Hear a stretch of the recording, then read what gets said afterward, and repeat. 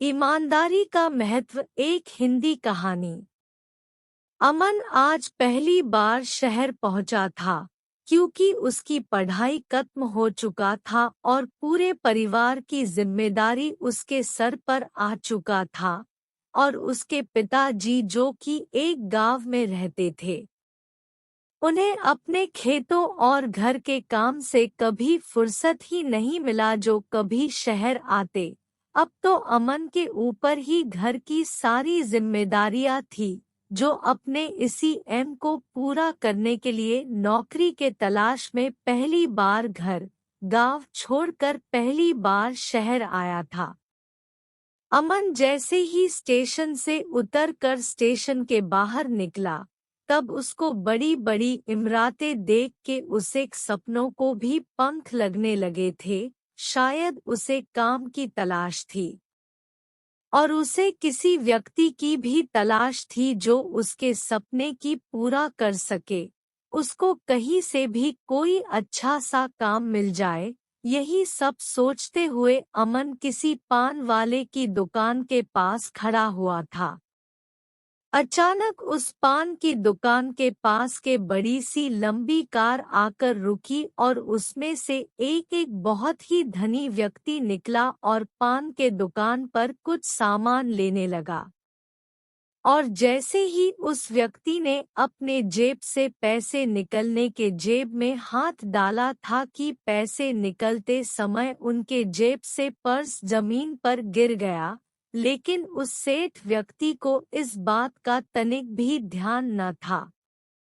लेकिन इसी बीच पास खड़े अमन का ध्यान उस गिरे हुए पर्स के पड़ा और तो अमन ने बिना समय गवाए उस पर्स के पास पहुंचा और जैसे ही पर्स को उठाकर सेठ जी को पर्स देना चाहा था कि इतने में उस सेठ व्यक्ति का गाड़ी चल पड़ा था।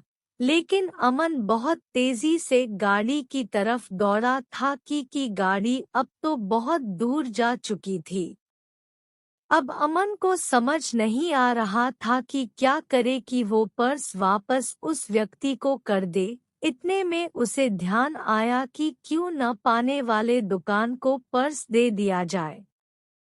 इतना सोचकर वह पान वाले के पास पर्स देने को पहुंचा और सारी बात बताई, लेकिन पान वाले ये कहकर पर्स लेने से मन कर दिया कि यहाँ तो हजारों लोग ऐसे आते रहते हैं, तो वह किन किन पर ध्यान रखेगा। इसलिए पान वाले ने अमन को ये कहकर समझाया कि यह उसे अपना इनाम समझकर रख लेना चाहिए और इतने बड़े शहर में किसके पास समय है जो लोगों का मदद करते फिरे। इतना कहकर पान वाले ने वो पर्स लेने से मना कर दिया। लेकिन अमन जो कि उसे ईमानदारी अपने माता पिता से भरपूर मिली हुई थी, उसका दिल इस पर्स और पर्स में रखे पैसे लेने से साफ मना कर रहा था। अब तो अमन पूरा मन बना चुका था कि वह पर्स जरूर उस व्यक्ति को लौटा देगा। ऐसा सोचकर अमन ने पर्स के अंदर चेक किया तो उसमें ढेर सारे पैसे, कुछ जरूरी कागजात और आईडी प्रूफ थे। अब तो अमन को आईडी प्रूफ में दिए हुए एड्रेस से उसकी आंखों में चमक आ गया था। उसे उस व्यक्ति से मिलने का एड्रेस प्रूफ भी मिल गया था। अब तो अमन बिन समय गवाए हुए उस सेठ व्यक्ति से मिलने के लिए ऑटो लिया और दिए पते के सहारे वह उस व्यक्ति के घर पहुंच चुका था।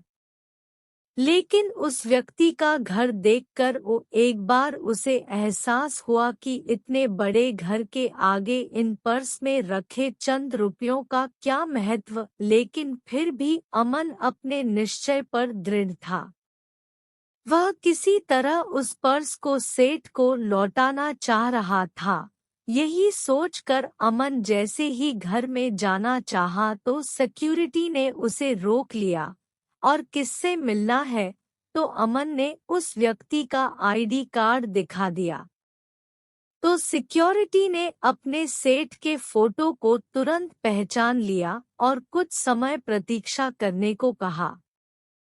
फिर अमन प्रतीक्षा करने लगा तो करीब 1 घंटे के बाद वह सेठ आए तो सिक्योरिटी ने सारा मामला बता दिया तो सेठ तुरंत अमन से मिले तो अमन ने बड़ी खुशी के साथ सेठ जी का पर्स वापस कर दिया।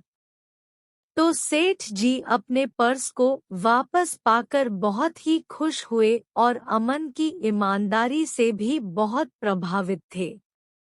तो सेठ जी बिना समय गवाए पर्स से कुछ पैसे निकाले और अमन को देने लगे तो अमन ने इन पैसों को लेने से साफ इनकार कर दिया और अमन ने सेठ जी से बोला कि अगर मुझे इन पैसों की जरूरत होती तो मैं वहीं ये पैसे ले लेता जहां से ये पर्स गिरा था, लेकिन मुझे बिना मेहनत के किसी का पैसा लेना का कोई अधिकार नहीं है। तो सेठ जी ने बोला ये तुम्हारी ईमानदारी का इनाम है। तो अमन ने एक बार फिर से इन पैसों को लेने से इनकार कर दिया और बोला सेठ जी अगर मुझे कुछ देना है तो काम दीजिए, मैं आपका जीवन भर एहसानमंद रहूंगा। इतना बात सुनकर सेठ जी अमन से बहुत ही खुश हुए और अमन की ईमानदारी और मेहनत के प्रति झुकाव को देखकर सेठ जी ने उसे अपने फैक्ट्री में क्लर्क के पोस्ट पर रख लिया। अमन ने बहुत ईमानदारी और मेहनत के बल पर सारे काम को सीख लिया और इस तरह अमन की ईमानदारी से प्रभावित होकर सेठ जी ने उसे अपने सेक्रेटरी के पद पर रख लिया था। इस तरह अमन अपने ईमानदारी के बल पर अपने सपनों को साकार कर लिया। तो देखा आपने, ऐसे तो हमारे जीवन में हजार मौके आते हैं जब खुद को दूसरों के सामने प्रूफ करने के लिए, लेकिन हम सभी कुछ चंद पैसों की खातिर अपना ईमान खो देते हैं, जो कि एक अच्छे समय के बाद वो पैसा भी खत्म हो जाता है। लेकिन यदि हम उस सही समय पर सही निर्णय ले तो हमें अपने जीवन की खुशियों को पाने में भी सफल होते हैं। इसलिए हमें अपने जीवन में मिले किसी भी अवसर को खोना नहीं चाहिए और हो सके तो अपने आप के मेहनत और अपनी ईमानदारी पर पूर्ण रूप से विश्वास रखना चाहिए, चाहे हम कितने ही कष्ट में क्यों न हो।